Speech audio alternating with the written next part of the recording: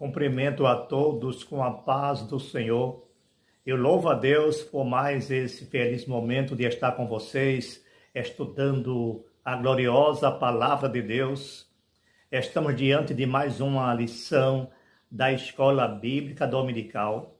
Na semana passada, nós estudamos a lição de número 1, que tem por título A Origem da Igreja.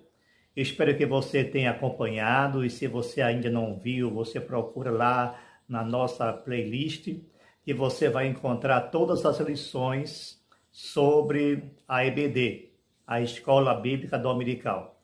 E esta lição que nós vamos abordar agora, que é uma das lições também de excelência, uma vez que nós estamos estudando sobre eclesiologia, é o estudo da igreja, a sua origem, a sua natureza e vocação da igreja no mundo.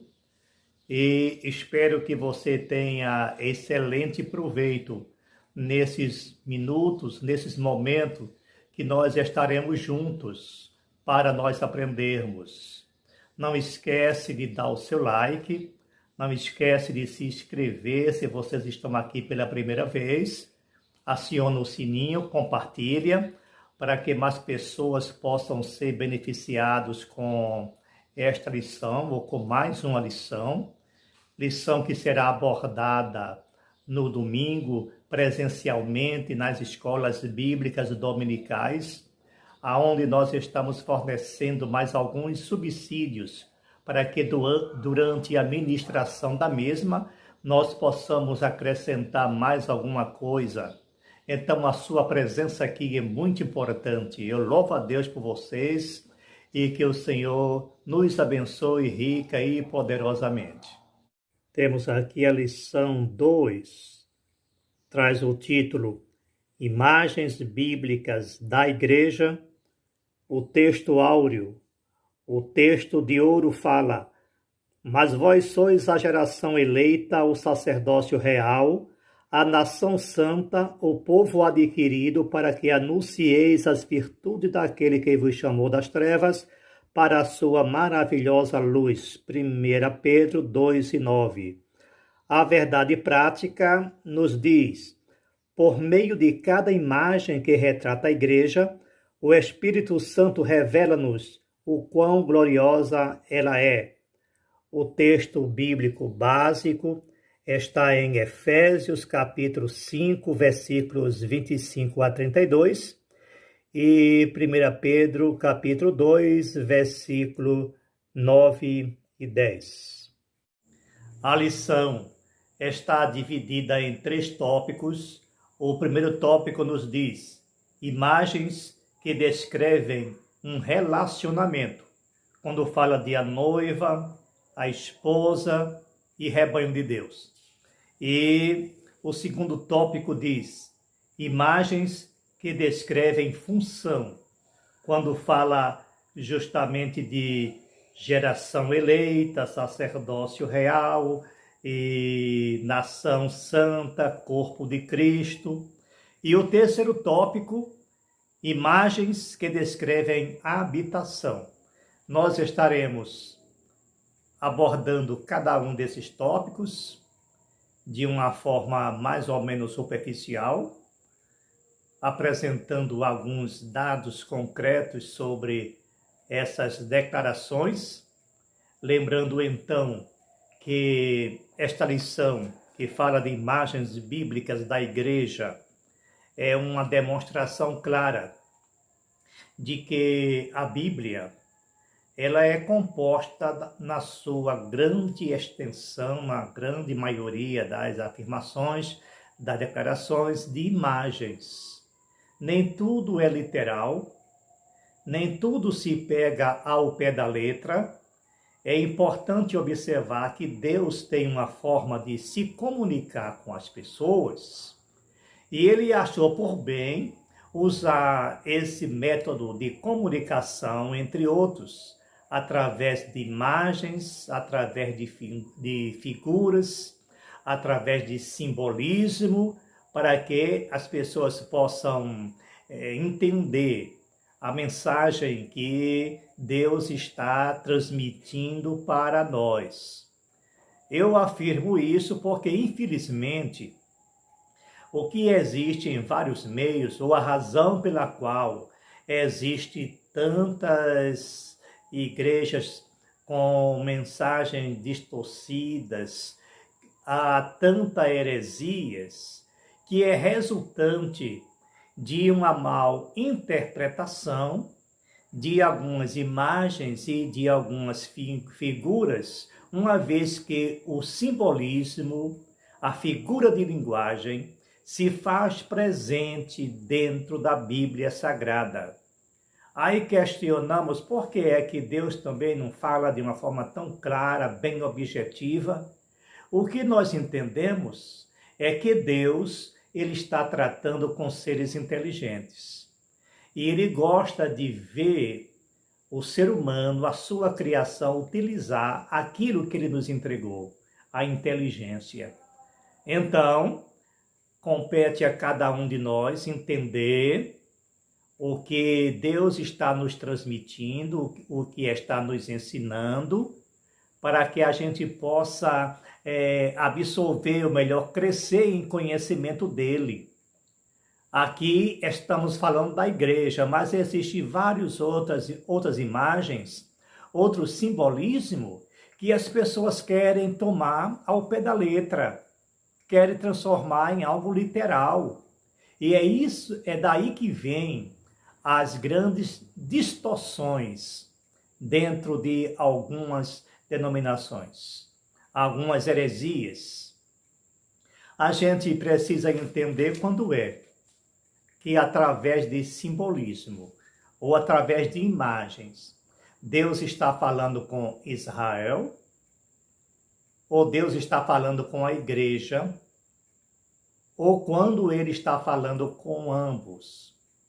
Uma das doutrinas bastante debatida, bastante controversa, é justamente a doutrina da predestinação. Essa doutrina que tem se expandido tanto, o que aconteceu? É porque alguém pegou, porque se a gente lê, tomando para mim individualmente, eu vou, claro, aderir sem pensar a predestinação. Agora eu tenho que ver se Deus está falando com uma pessoa individualmente ou está falando com a igreja. Quando a Bíblia diz, ele nos predestinou, veja que está no plural. Mas quem ele predestinou? Se a gente observar de forma cuidadosa o contexto, a gente vai ver que trata-se da igreja do Senhor Jesus Cristo. Então, o que nós vamos ver nesses minutos que eu vou passar com vocês é sobre alguma coisa inerente à igreja do Senhor Jesus Cristo. Nós já estudamos na lição passada sobre a origem da igreja. Sabemos o que é a igreja. Sabemos a origem da palavra igreja. Foi explanada nessa videoaula, foi também bem explicada, com certeza, nas classes das escolas dominicais em todas as igrejas da Assembleia de Deus e de outras igrejas.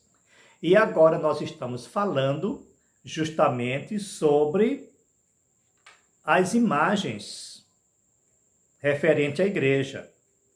O tópico 1, imagens que descrevem um relacionamento. Agora ele mostra a noiva de Cristo. Aí quando a gente começa a estudar o que é o noivado, ou como se realiza o rito de noivado na cultura judaica, e ele diz que a igreja é a noiva da igreja, ou desculpe, e que a igreja é a noiva de Cristo, então logo a gente vai entender melhor a função da igreja, a utilidade da igreja. E diz aqui, sem dúvida alguma, a imagem da igreja como noiva de Cristo é uma das mais belas das Escrituras. Na verdade, a Bíblia usa tanto a figura da noiva como da esposa para representar a igreja. Então ele usa a figura da noiva nesse exato momento em que nós nos encontramos, ou seja, a igreja antes do arrebatamento, ela é a noiva. Após o arrebatamento, ela será a esposa. O que é então, ou como seria? Porque primeiro a gente tem que entender o contexto cultural para entender essa descrição, essa narrativa de comparar a igreja como a noiva do Cordeiro. Quando a gente vê no Velho Testamento a cultura judaica sobre o que vem ser uma noiva ou um noivado naquela época, primeiro tinha que se observar que a noiva ela estava comprometida com o seu noivo, seu futuro esposo. Então, ela deveria ser fiel, mesmo na ausência, porque geralmente o noivo ficava ausente. E nesse período de ausência do noivo, ela ia se preparando para o enlace, para o casamento.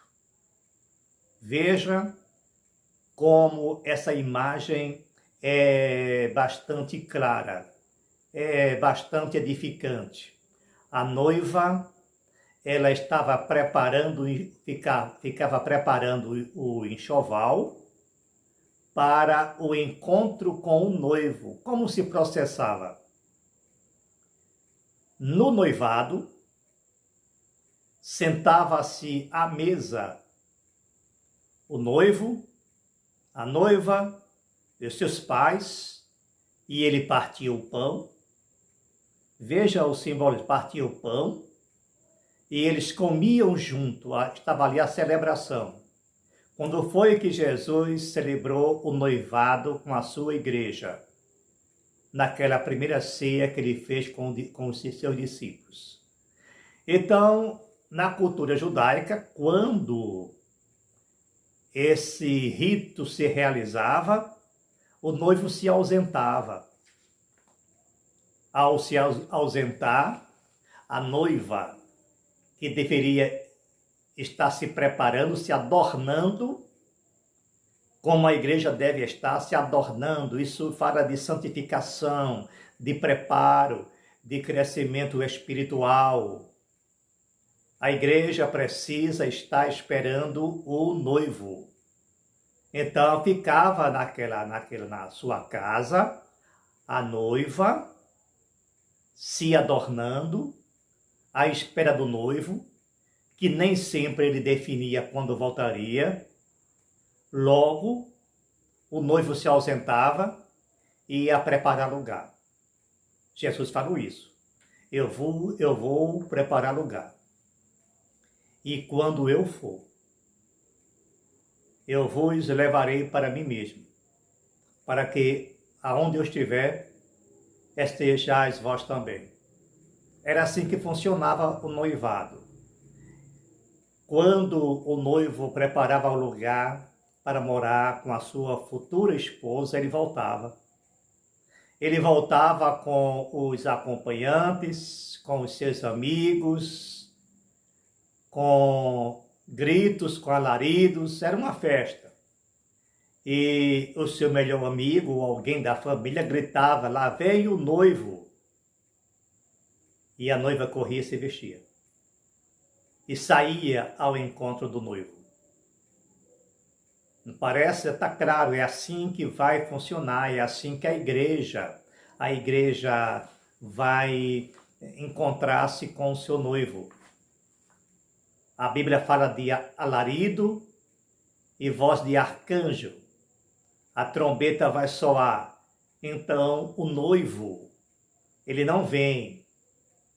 O noivo espera a noiva.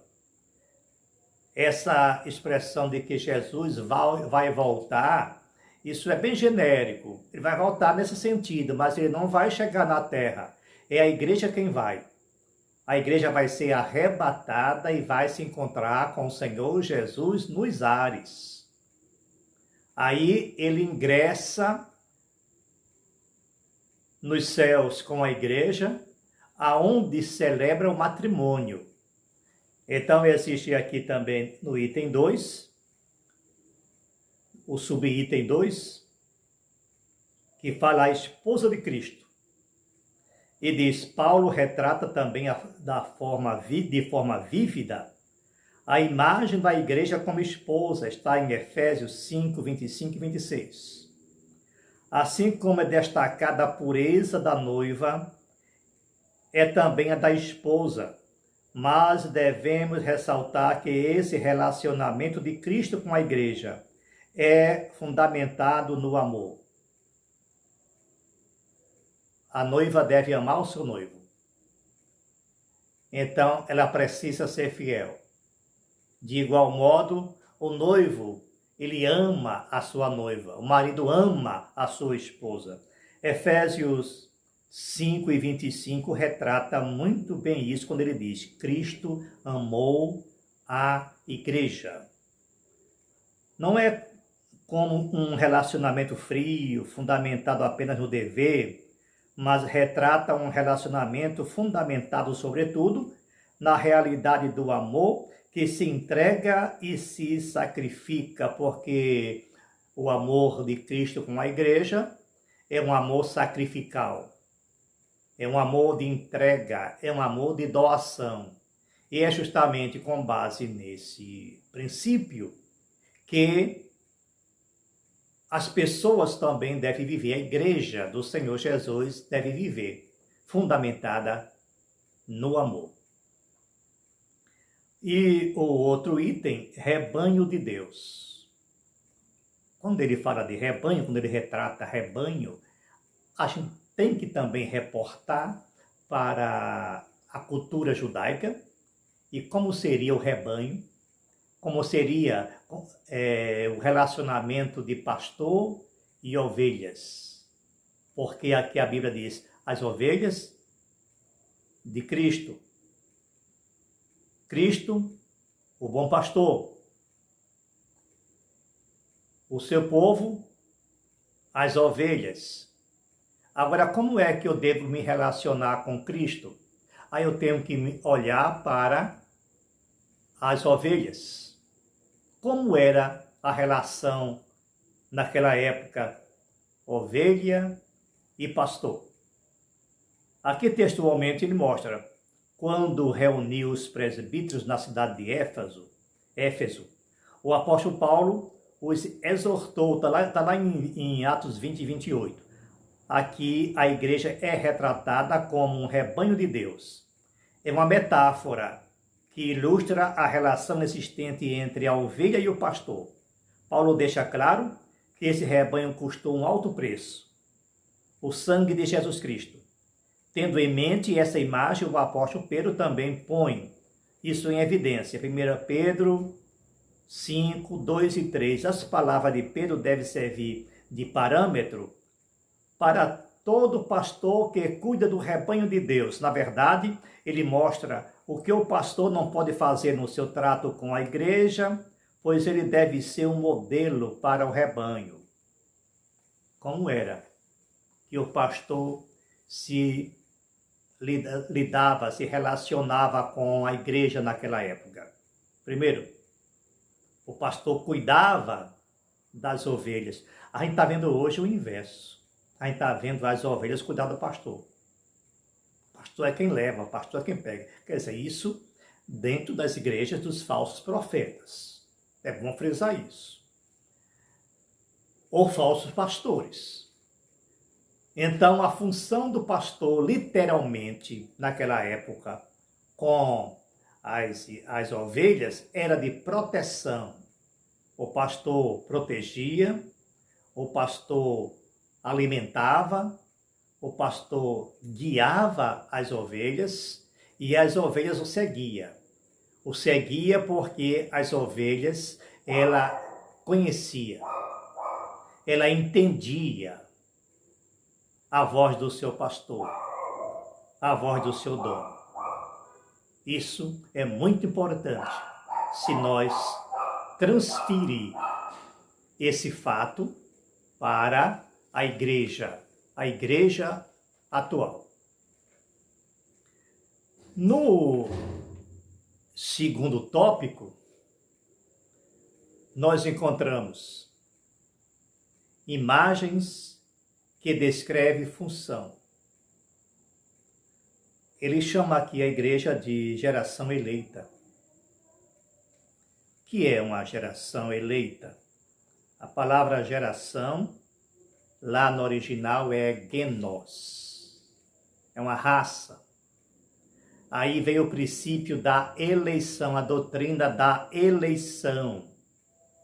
Isso é muito importante. A igreja foi eleita. A igreja não é o indivíduo. Quando eu digo que eu sou eleito, isso é um silogismo. Por que eu sou eleito? Porque eu faço parte da igreja.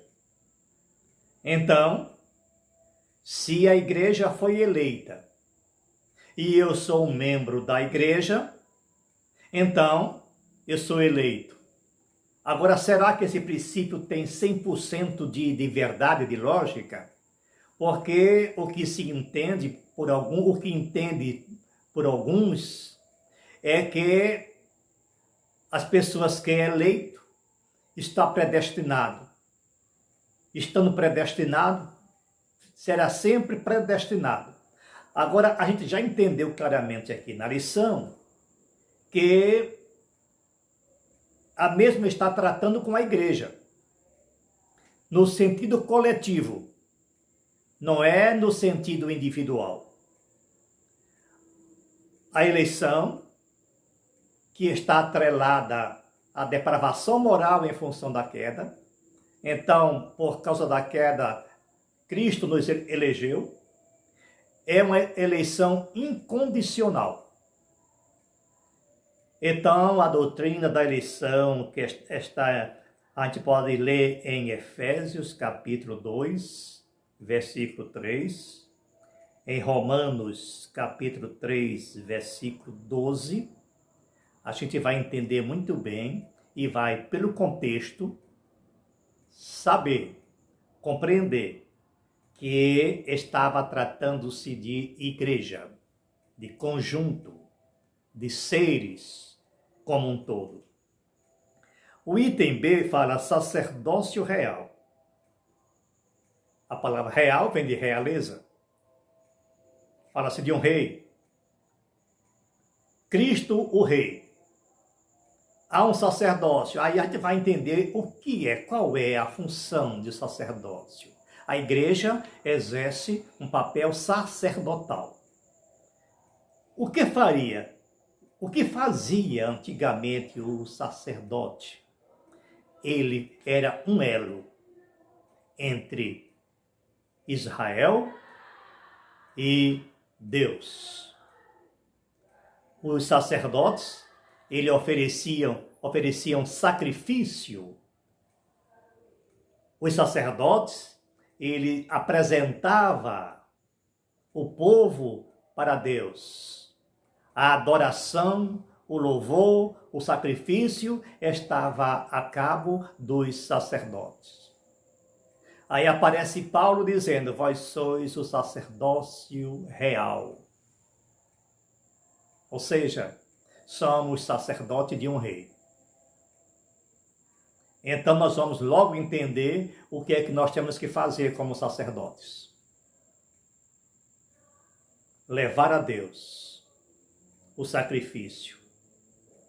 Levar a Deus o perdão do povo mediante o arrependimento. Observa bem.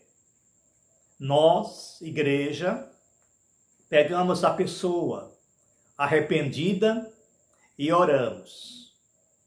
E entregamos a Cristo. Isso é uma função sacerdotal.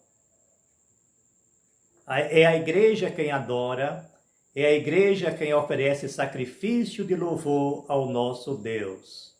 Logo, somos sacerdotes real.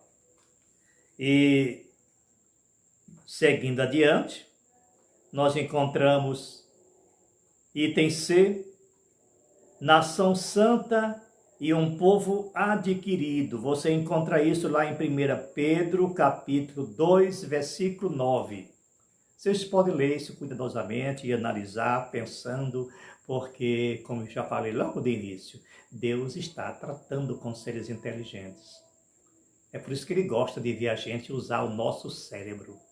Usa o seu cérebro, querido irmão, dileto ouvinte. Não pega as coisas assim ao pé da letra, analisa, pesquisa. Tenha um senso crítico.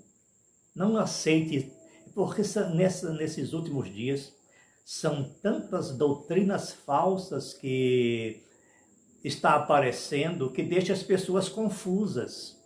Principalmente aquelas pessoas que não estudam, as pessoas que não leem a Bíblia.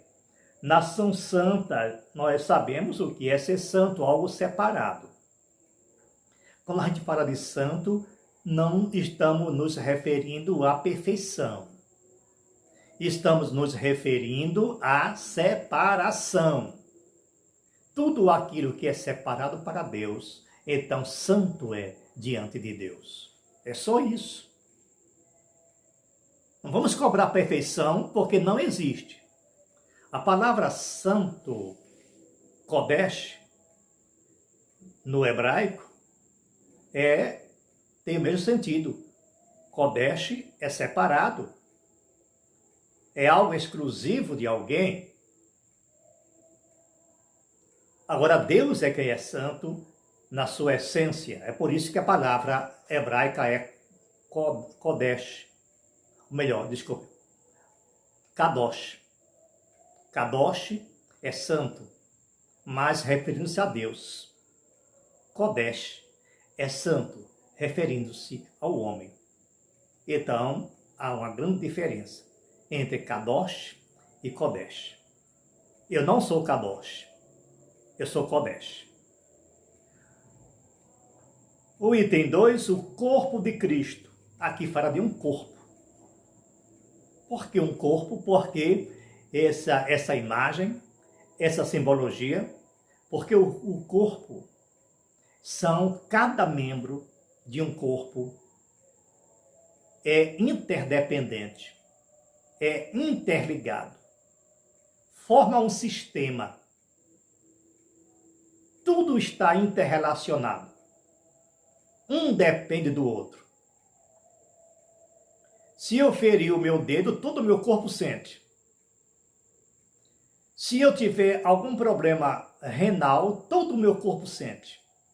Porque cada elemento, cada órgão do corpo está ligado a outro órgão, eles são interdependentes, um afeta o outro. Aí aparece a palavra de Deus dizendo que nós somos um corpo. A igreja é um corpo. Que corpo? O corpo de Cristo. Sério? Então seria um corpo perfeito? Sim, a igreja em si, na sua essência, é perfeita. Agora tem que lembrar que nós somos o corpo, mas membros desse corpo. Porque a cabeça é Cristo. Veja que imagem linda. Cristo, cabeça. Igreja, os demais membros do corpo, os demais órgãos do corpo. Eu não sei que órgão do corpo eu faço parte, talvez um pedacinho de uma unha. Mas eu estou no corpo. A cabeça é o centro de comando, é o CPU do corpo. Todas as decisões, eu não movo um dedo sem que o meu cérebro autorize. Tudo é levado ao cérebro. Os nossos movimentos, nossas ações. Todas as vezes que eu pensar, eu resolver dar um passo, primeiro uma mensagem é levada ao meu cérebro. Aí então, ele dá o retorno, dá o feedback, permitindo que eu ande.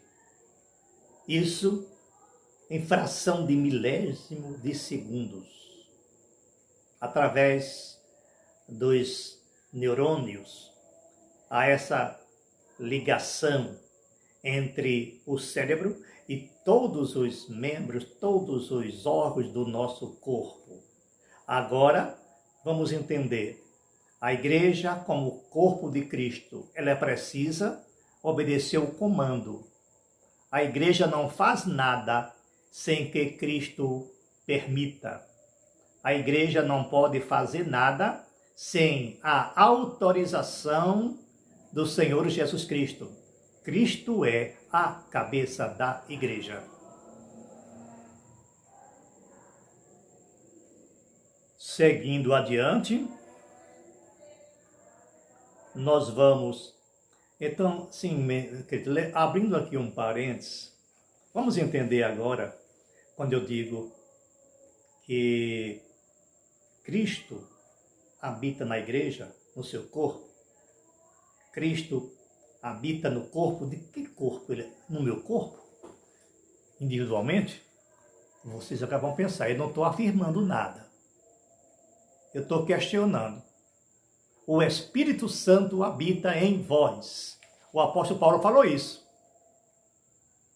Vós, corpo. Plural. Vós. Vós, igreja. No item 3, imagens que descrevem habitação. É isso que vamos falar agora. Habitação, morada, local. Santuário de Deus. Se a gente for analisar cuidadosamente o Velho Testamento, o santuário, onde é que habitava Deus? No lugar santo dos santos.